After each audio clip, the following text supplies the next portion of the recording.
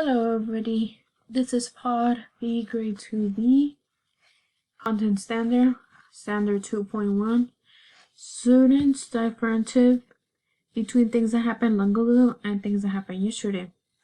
Substandard 1, trace the history of a family through the use of primary and secondary sources, including artifacts, photographs, interviews, and documents.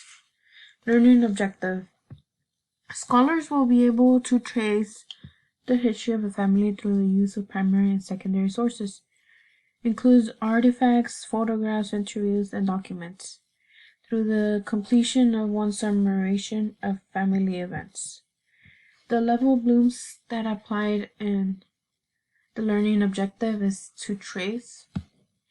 My favorite part of the DODL lesson plan was the part of engagement where it says level of blooms applied in learning objective trace.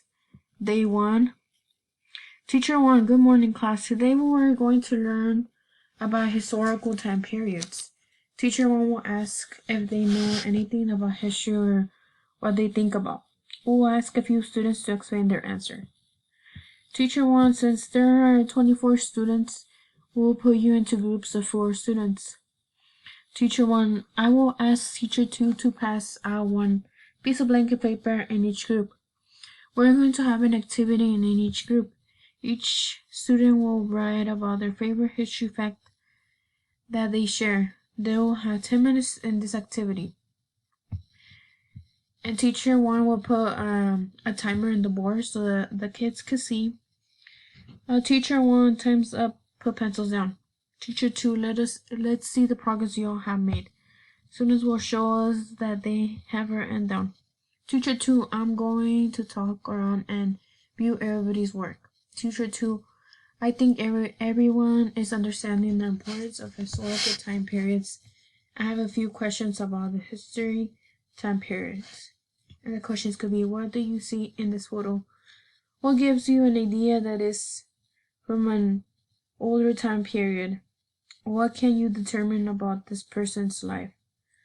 What is the difference from a photo versus how the world is now?